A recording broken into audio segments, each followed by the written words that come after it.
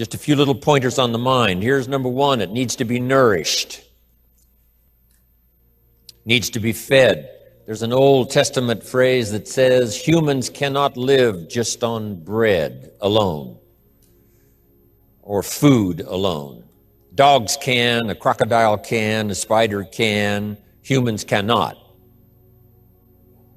exist just on food. Here's what it says. Humans also need words. Words nourish the mind. Words give life.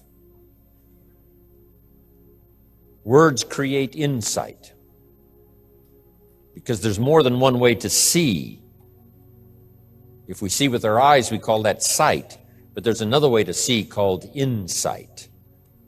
That's why we come, gather for a couple of days, attend the classes, go to the training, read the books, do all the stuff, is to develop more insight. Letting our mind be nourished to think, ponder, and wonder, and conceive ideas, projects, purpose, give structure to something for the future, whether it's better health or better career, better future. Next, the mind needs to be exercised. And we talked a bit about that earlier. Exercised by debate. Exercised by reading both sides of the debate, both sides of the question. Major life issues, major political issues. Don't leave yourself out of the great debate. One, the mind needs to be nourished by ideas. Second, it needs to be refined and stimulated and exercised by debate. We need both sides of the human drama represented.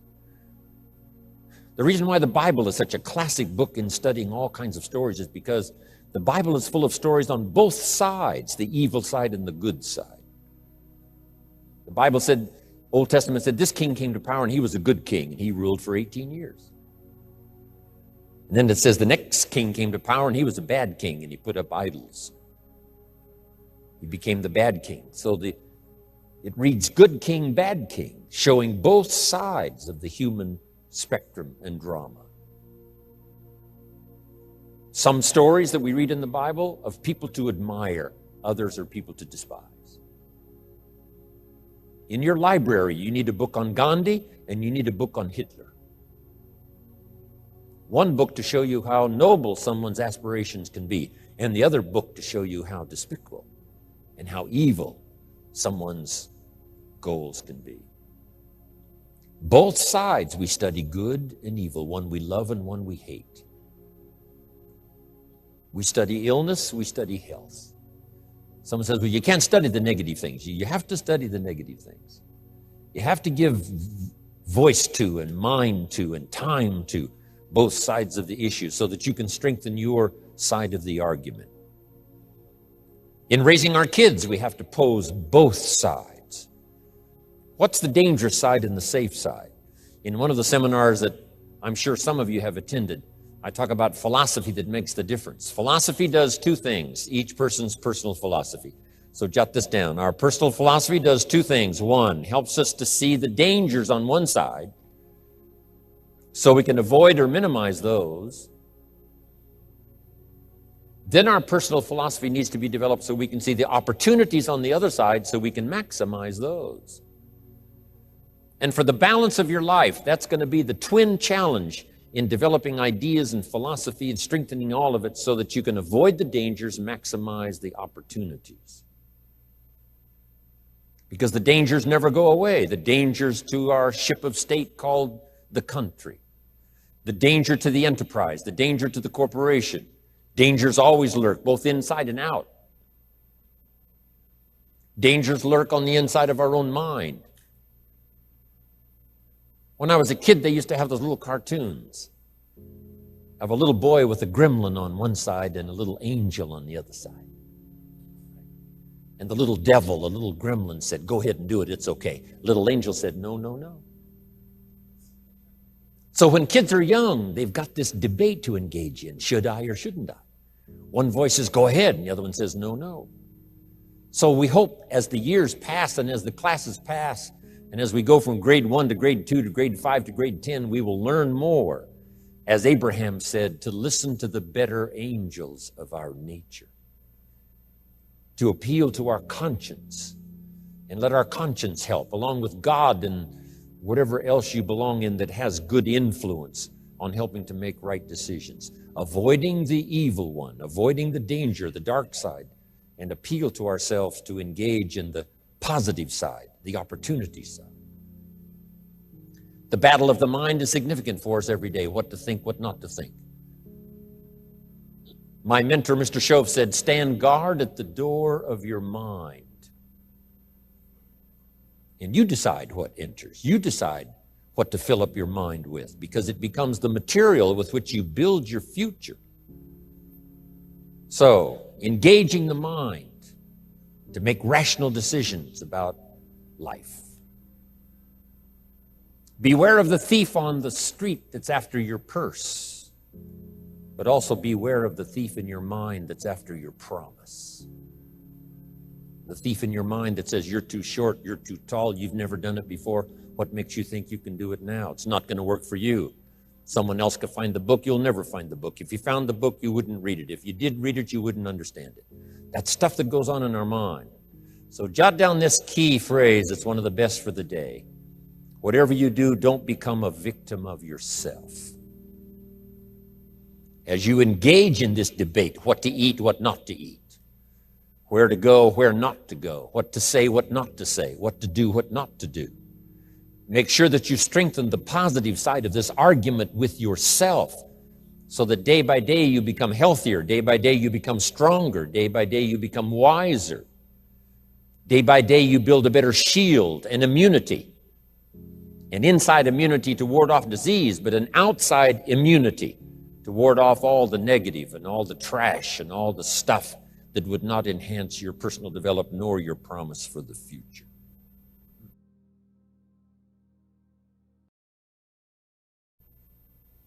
So this is so important in understanding the mind. Feed it. We call it food for thought. That's what a big share of this whole seminar is all about these 3 days, is providing food to think about, thoughts to think about, and then ideas to debate. And it's not necessarily what's right or what's wrong, but what's better or what's best. This is okay, but this would be better. With this, yes, you can manage, but with this, you can flourish. With this, you can exist. With this, you can live a fantastic life. So, exercising the mind. Now, to develop the mind, you need a good library. Let me give you 3 parts to your library. Number 1 is your visual library. Zig and I and others have put things on video so you can see it. We ask you to come here today and see what's going on. So part of it comes by visual. Come and see. And then if it's on video, you can see it again and again and again. Key phrase, repetition is the mother of learning. Repetition is where if we hear it again, we see something we didn't see when we heard it the first time. We see something different that we didn't see the first time. Next is your listening library. Zig Ziglar's right. Turn your car into a mobile classroom. You can have a university education in a fairly short period of time just using the traveling time to listen. Key phrase is to listen to voices of value. Discriminate in your listening time. Listening to someone of reputation, someone who has good ideas, someone that's been recommended that has some value. Don't waste your time listening to things that don't count much. Hey, there's some things that are not worth spending the time. You know, they create more poison than they do benefit. So be careful. If somebody says to me, these eggs are rotten, I'm not going to make an omelet and try it. I'm going to take their word for it. So feed the mind, exercise the mind, and build your library. I recommend 3 books that were recommended to me when I started my library when I was 25 years old, in those accelerated days of personal development for me, about 7 years worth. So fantastically changed my bank account, changed my income, revolutionized my future. With the foundation my parents gave me, meeting Mr. Shove at age 25, I'm telling you, it's been a journey for me like no other ever since. Then I've had mentors along the way. I'm telling you, that keep my mind stimulated, that keep my interest keen, that help me to evaluate and to weigh what is good, what is okay, what is better, and what is prosperous in terms of your life. Mentors. And that first mentor I had recommended these 3 books. First was the Bible. Now, I had an advantage there because my parents made sure I was a pretty good scholar by age 19. A good book to serve you all of your life. One of the major sources of ideas, stories, poetry, history. A major source for stimulation.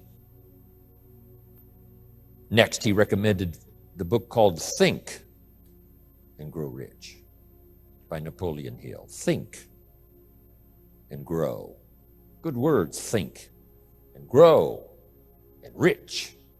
I went for it. Got the book. Paid less than 50 cents for it. Some of the ideas in it changed my life. Next, Shoaff recommended the book, The Richest Man in Babylon by George Clason. Helped me become a millionaire by age 32.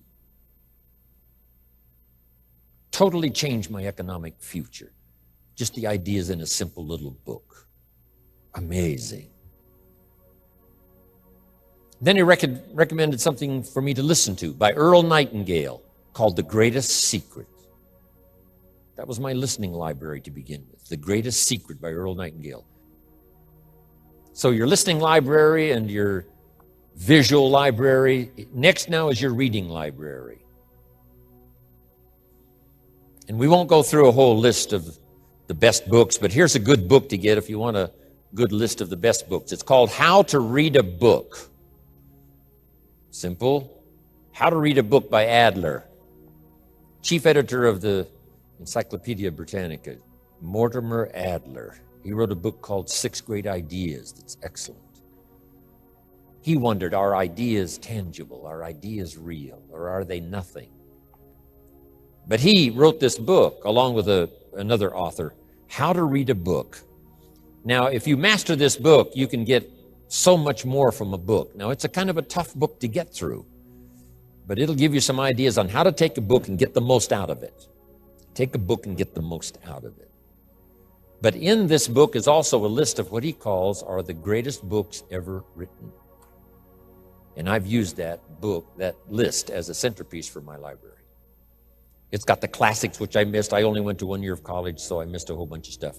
I started making up for that by collecting these best books ever written. Interestingly enough, on that list is Old and New Testament. On every scholar's list, East or West. You just can't miss those as major sources.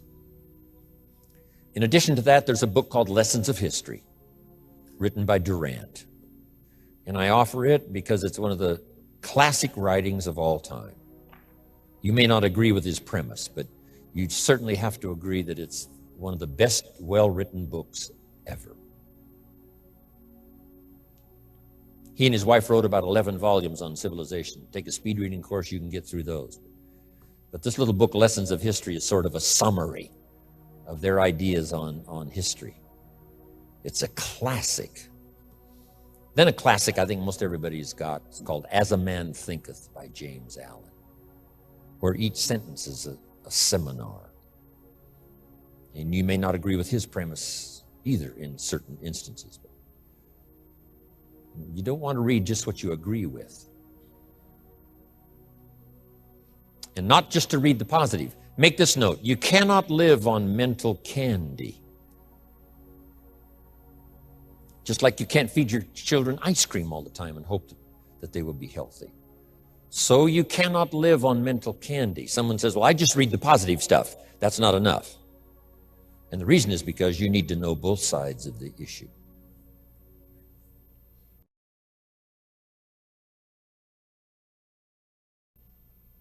So start your library like I did, age 25. I mentioned in another seminar, haven't read everything in my library, but I feel smarter just walking in it, right? And smart enough to buy it. Now I got to be smart enough to read it all. Then I got to be smart enough to sort through and decide what's valuable. So make that the next part now. In part of personal development for the mind, you've got to sort through what you read, what you see, and what you hear, and decide which of all of that is valuable for you to try and do and master. This is where being a student comes in. Not a follower, but a student. You read one book on good health and it says, do what this book says, you'll live forever. You read the next book on health and nutrition and it says, if you do what that first book says, you'll die young. So someone says to me, Mr. Rohn, which of these books should I follow? Jot this down. Neither one. Don't be a follower. Read both books and make up your own mind. Here's what's important in the final analysis. One of the best phrases for the day, I got this from my Canadian friend Harold Dyke, who gave it to me, and I've used it all these years. Here's what he said. Make sure what you finally do is the product of your own conclusion. Make sure what you finally do is the product of your own conclusion. Meaning you don't just follow, but you listen to both sides of the argument. You listen to the controversy. You try to master the points on both sides or three sides or whatever. Then you start charting your own course. It doesn't say you'll make always the right decision on what course to take or what to do. You can refine as you go. But make sure that what you do is the product of your own conclusions. Conclusions from the debate. Conclusion from what makes the best sense to you to try. Now, jot this down. Also give yourself a chance to change. Some things I held on to that I thought this was it. I'm telling you, after a while I gave it up, found out it wasn't it. So give yourself a chance to change. Refine your philosophy. Refine your direction. If you'll give yourself a chance to do that, here's what will happen down the road a ways. A new door will open that you haven't discovered before. Give yourself a chance to change. Reevaluate. So let your library be a testimonial of your dedicated interest in accelerated personal development, that you will read whatever you have to read. You will hear whatever you must hear, and you will watch and see whatever you must see in order to make your life refined and worthwhile and achieve all of your purposes. It takes a lot of effort to learn. It takes a lot of effort to grow. It takes a lot of effort to decide and debate. But jot this down. It's all worth the price. Whatever stimulates you to think, whatever stimulates you to wonder, whatever stimulates you to react or even to debate, even if you hear something you say, well, that's not right. See, that's still valuable. It means you're awake. It means you're alert. It means you're alive. It means your mind is ready to take on something, whether it's agreeable or not agreeable. Something right, something wrong. Who cares what it is? We've got to listen to a variety of voices. And some are going to come from the left and some are going to come from the right. And some are going to come from mysterious sources. And some will try to entice you with all kinds of stuff. But that's okay, just so you're alive and alert and awake, ready to process anything that comes your way. Take the best of it and make it beneficial for you, so that tomorrow you walk with a stronger step. Next month you see a clearer vision. And a month from now, the purpose for your life is multiplied by 2, 3, 5.